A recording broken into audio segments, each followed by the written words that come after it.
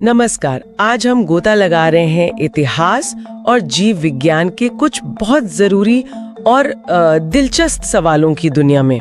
ये वो सवाल हैं जो अक्सर प्रतियोगी परीक्षाओं, खासकर एसएससी, सीजीएल और यूपीएससी में तैयारी करने वालों को मिलते हैं। हमारे पास ऐसे ही कुछ प्रश्नोत्तर हैं, लेकिन देखिए, आज हमारा मकसद सिर्फ जवाब जानना नहीं है।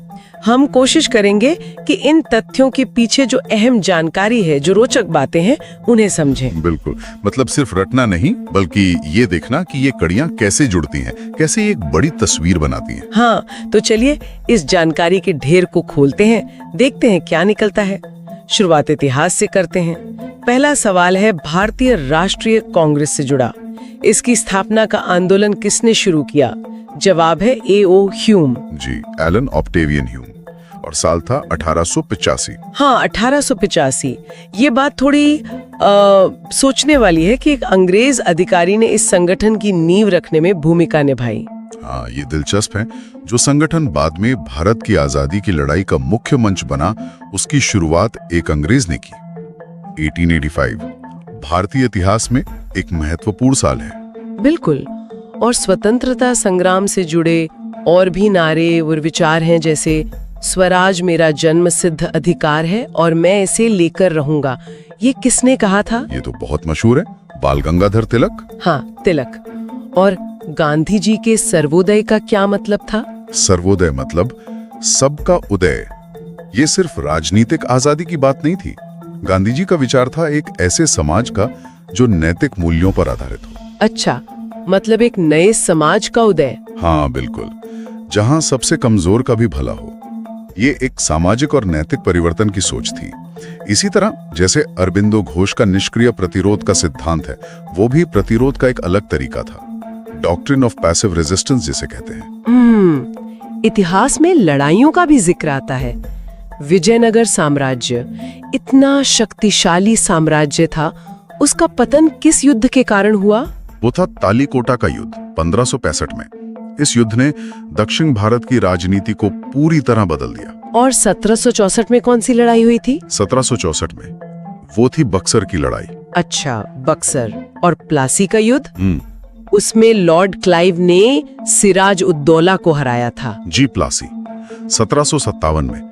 ये युद्ध सिर्फ तारीखें नहीं है। तालीकोटा ने दक्षिण में एक बड़े साम्राज्य का अंत किया। और प्लासी और बक्सर? और प्लासी और बक्सर ने, कह सकते हैं, भारत में ब्रिटिश शासन की नींव को मजबूत कर दिया। प्लासी को अक्सर कूटनीति और धोखे की जीत मानते हैं, पर बक्सर सीधी सैन्य जीत थी अंग्रेजों की। अब शासकों और उनकी नीतियों की बात करें तो मनसबदारी प्रणाली, ये किसने शुरू की? मनसबदारी ये अकबर ने शुरू की थी। ये मुगल प्रशासन का आधार थी एक तरह से। अच्छा, कैसे? इससे सेना और प्रशासन दोनों को व्यवस्थित किया गया। मतलब अधिकारियों की रैंक, उनका वेतन, उनकी सैन्य जिम्मेदारियां सब तय होता था। समझ गई।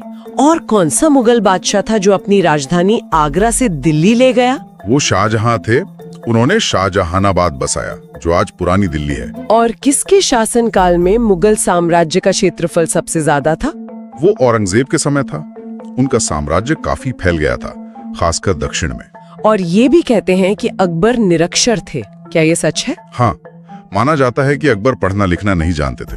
लेकिन फिर भी इतने महान शासक, कला और ज्ञान के संरक्षक, ये थोड़ा अजीब है। अजीब तो है, पर ये उनकी असाधारण प्रतिभा दिखाता है। वो सुनते बहुत थे, विद्वानों से चर्चा करते थे। जरूरी नहीं कि शासक पढ़ा लिखा ही हो। उनकी नीतियां देखिए, उनका विजन देखिए। सही बात है। अच्छा, कुछ और जल्दी से तथ्य देखते हैं। भारत का पहला हिंदी समाचार पत्र कौन सा था? उदंत मार्तंड 1826 में कलकत्ता से शुरू हुआ था। उदंत मार्तंड। और भारत का नेपोलियन किसे कहते हैं? समुद्रगुप्त को। गुप्त वंश के शासक थे।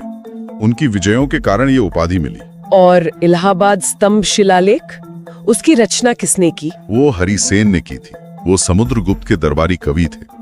इसी शिलालेख से हमें समुद्रगुप्त की उपलब्धियों के बारे में पता चलता है। इसे प्रयाग प्रशस्ति भी कहते हैं। और चीनी यात्री ह्वेनसांग, उन्होंने कौन सा ग्रंथ लिखा? ह्वेनसांग ने लिखा सीयू की, मतलब पश्चिमी दुनिया का वृत्तांत। वो हर्षवर्धन के समय भारत आए थे और उन्होंने जो देखा, जो अनुभव किया, वो सब इसमें लिखा। उस समय के भारत को जानने का ये बहुत अच्छा स्रोत है। अब समाज सुधारकों की बात।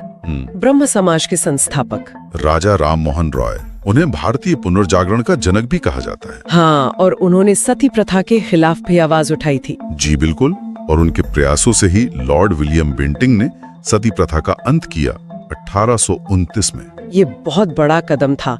और स्वामी विवेकानंद का असली नाम क्या था? नरेंद्र नाथ दत्त। उन्होंने भारतीय दर्शन को, खासकर वेदांत को, पूरी दुनिया में पहचान दिलाई। बिल्कुल। अच्छा, कुछ और तथ्य हैं।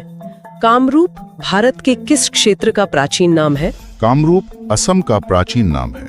1946 का कैबिनेट मिशन, उसका नेतृत्व किसने किया? Sir Pethick Lawrence. 1857 का सिपाही विद्रोह कहाँ से शुरू हुआ? मेरठ से। गौतम बुद्ध को ज्ञान कहाँ प्राप्त हुआ? बोध गया में, पीपल के पेड़ के नीचे। कनिष्क ने कौन सा संवत शुरू किया? शक संवत, जो आज हमारा राष्ट्रीय कैलेंडर है। बांग्लादेश किस वर्ष स्वतंत्र हुआ? 1971 में। जोड़वे संस्कृति, ये किस राज्य से संबंधित है? ये महाराष्ट्र से संबंधित एक ताम्रपाषाण कालीन संस्कृति है। और सुभाष चंद्र बोस ने 1943 में स्वतंत्र भारत की अंतरिम सरकार की घोषणा कहाँ की थी? सिंगापुर में। अशोक के शासनकाल में पाटलिपुत्र में एक बड़ी घटना हुई थी 250 ईसा पूर्व। वो क्या थी? तीसरी बौद्ध संगीति, बौद्ध धर्म के सिद्धांतों को व्यवस्थित करने के लिए। वंदे मातरम कविता 1875 में किसने लिखी? बंकिम चंद्र चटर्जी ने। बाद में ये उनके उपन्यास आनंद मठ का हिस्सा बनी। स्वतंत्र भारत के पहले गवर्नर जनरल कौन थे? Lord Mountbatten. और किस अधिनियम द्वारा बंगाल के गवर्नर जनरल को भारत का गवर्नर जनरल बनाया गया? वो था 1833 का चार्टर एक्ट। आखिरी सवाल इतिहास से। सुधार, रिफॉर्मेशन का क्या मतलब है? सुधार का मतलब है मनुष्य के दृष्टिकोण में बदलाव, पुरानी मान्यताओं, व्यवस्थाओं पर सवाल उठाना और उनमें बेहतरी लाना। चलिए अब इतिहास से जीव विज्ञान की ओर चलते हैं। कोशिका का पावर हाउस किसे कहा जाता है? ये तो शायद सबको पता होगा। हाँ, ये काफी आम सवाल है। माइटोकॉन्ड्रिया। बिल्कुल। और कौन से जैव अणु हैं जो अमीनो एसिड के जुड़ने से बनते हैं? प्रोटीन। अमीनो एसिड प्रोटीन की बिल्डिंग ब्लॉक्स होते हैं। प्रोटीन हमारे शरीर के लिए बहुत जरूरी है। हाँ, बहुत ज्यादा। मसल से लेकर एंजाइम तक सब प्रोटीन से बनते हैं। और सभी प्रोटीनों में कार्बन, हाइड्रोजन, नाइट्रोजन और ऑक्सीजन, ये 4 तत्व तो होते ही हैं। अच्छा, मानव शरीर की बात करें तो स्तनधारियों में पसीने की ग्रंथियों का मुख्य काम क्या है? मुख्य काम है थर्मोरेगुलेशन, मतलब शरीर के तापमान को नियंत्रित रखना। पसीना आता है, वो भाप बनता है और शरीर ठंडा होता है। ठीक है। और एक वयस्क पुरुष में सामान्य आरबीसी काउंट कितना होता है? लगभग 5 से 5.5 मिलियन प्रति क्यूबिक मिलीमीटर, यानी 1 घन मिलीमीटर खून में। और कौन सा रक्त समूह सार्वभौमिक दाता यानी यूनिवर्सल डोनर कहलाता है? ओ नेगेटिव, क्योंकि इसमें ए, बी या RH एंटीजन नहीं होते। मानव शरीर की सबसे बड़ी ग्रंथि कौन सी है? यकृत यानी लिवर। और कौन सा अंग है जो मनुष्य की सभी गतिविधियों को नियंत्रित करता है? वो तो हमारा कंट्रोल सेंटर है, मस्तिष्क यानी ब्रेन। बिल्कुल। अच्छा, अब आनुवंशिकी पर आते हैं। आनुवंशिकता की मूल इकाई क्या है? जीन। जीनी तय करते हैं हमारी विशेषताएं। और किसी व्यक्ति की आनुवंशिक बनावट क्या कहलाती है? जीनोटाइप। मेंडल के मटर वाले प्रयोग याद हैं? उनमें जो लक्षण F1 पीढ़ी में गायब हो जाता था और F2 में फिर दिखता था, उसे क्या कहते हैं? उसे कहते हैं अप्रभावी लक्षण, यानी रिसेसिव ट्रेट। वो तभी दिखेगा जब उसकी दोनों कॉपी मौजूद हो। और डीएनए अणु का सबसे छोटा हिस्सा जो उत्परिवर्तन यानी म्यूटेशन से बदल सकता है? न्यूक्लियोटाइड। डीएनए न्यूक्लियोटाइड की ही लंबी चेन है। एक न्यूक्लियोटाइड में बदलाव भी म्यूटेशन कहलाता है। और कौन सा एंजाइम है जो यूकैरियोटिक गुणसूत्रों में टेलोमेर जोड़ता है? वो है टेलोमेरेज। ये गुणसूत्रों को सुरक्षित रखने में मदद करता है। उम्र बढ़ने और कैंसर जैसी प्रक्रियाओं से इसका संबंध है। अब स्वास्थ्य और रोग से जुड़े कुछ प्रश्न। इंसुलिन की कमी से कौन सा रोग होता है? डायबिटीज मेलिटस, जिसे आम भाषा में शुगर की बीमारी कहते हैं। कौन सा विटामिन है जो धूप से त्वचा में बनता है? Vitamin D. और कौन से रोग हैं जो जल जनित हैं, मतलब दूषित पानी से फैलते हैं? कई हैं, जैसे वायरल हेपेटाइटिस, हैजा, कॉलेरा, टाइफाइड बुखार। इसीलिए साफ पानी पीना बहुत जरूरी है। बिल्कुल। अब पौधों के बारे में कुछ सवाल। पौधों में क्लोरोफिल का क्या काम है? क्लोरोफिल वो हरा पिगमेंट है जो प्रकाश संश्लेषण के लिए सूरज की रोशनी को सोखता है। इसी से पौधे अपना खाना बनाते हैं। और कौन सा पादप हार्मोन है जो फलों को पकाने में मदद करता है? एथिलीन। ये एक गैसीय हार्मोन है। फूल का नर प्रजनन अंग कौन सा है? परागकोश यानी एंथर, जिसमें पराग कण यानी पोलन बनते हैं। और पराग कणों का परागकोश से वर्तिकाग्र स्टिग्मा तक जाना, ये क्या कहलाता है? ये परागण कहलाता है, पॉलिनेशन। कौन सी विधि है जो स्वपरागण की नहीं है? मतलब जिसमें पराग कण उसी फूल या उसी पौधे के दूसरे फूल पर नहीं जाते? वायु परागण, एनिमोफिली। इसमें हवा के जरिए परागकण दूर दूर तक जाते हैं, तो ये अक्सर पर परागण करवाता है, क्रॉस पॉलिनेशन, स्वपरागण नहीं। फूल के स्त्री केसर पिस्टल में निषेचन कहाँ होता है? अंडाशय के अंदर, जहाँ बीजांड होते हैं। और पराग नलिका पॉलन ट्यूब का क्या काम है? पराग नलिका परागकण से निकलकर वर्तिकाग्र और वर्तिका से होती हुई अंडाशय तक जाती है। ये नर युग्मकों को निषेचन के लिए अंडाणु तक पहुंचाती है। एंजियोस्पर्म में अर्धसूत्री विभाजन मियोसिस किसके निर्माण के दौरान होता है? भ्रूण कोश के निर्माण के दौरान। और वो घटना जहाँ एक परागकण दो नर युग्मक पैदा करता है, उसे कहते हैं दोहरा निषेचन यानी डबल फर्टिलाइजेशन। ये एंजियोस्पर्म पौधों की एक खासियत है। अच्छा, अब प्रजनन और विकास से जुड़े कुछ और प्रश्न। दूध उत्पादन के लिए कौन सा हार्मोन जिम्मेदार है? प्रोलैक्टिन। रक्त के साथ गर्भाशय की परत का झड़ना क्या कहलाता है? मासिक धर्म यानी मेंस्ट्रुएशन। मनुष्यों में निषेचन आमतौर पर कहाँ होता है? फैलोपियन ट्यूब में। गर्भ निरोधन की एक विधि है जिसे मॉर्निंग आफ्टर पिल भी कहा जाता है, वो क्या है? उसे आपातकालीन गर्भ निरोधन यानी इमरजेंसी कॉन्ट्रासेप्शन कहते हैं। और कुछ विविध तथ्य। डायनासोर क्या थे? डायनासोर सरीसृप थे जो अब विलुप्त हो चुके हैं। उत्पादन में किस सूक्ष्म जीव का उपयोग होता है? ईस्ट का। ये एक तरह का कवक है जो किण्वन करता है। वृक्क के किस भाग में ग्लोमेरुलस होता है? बोमन कैप्सूल में।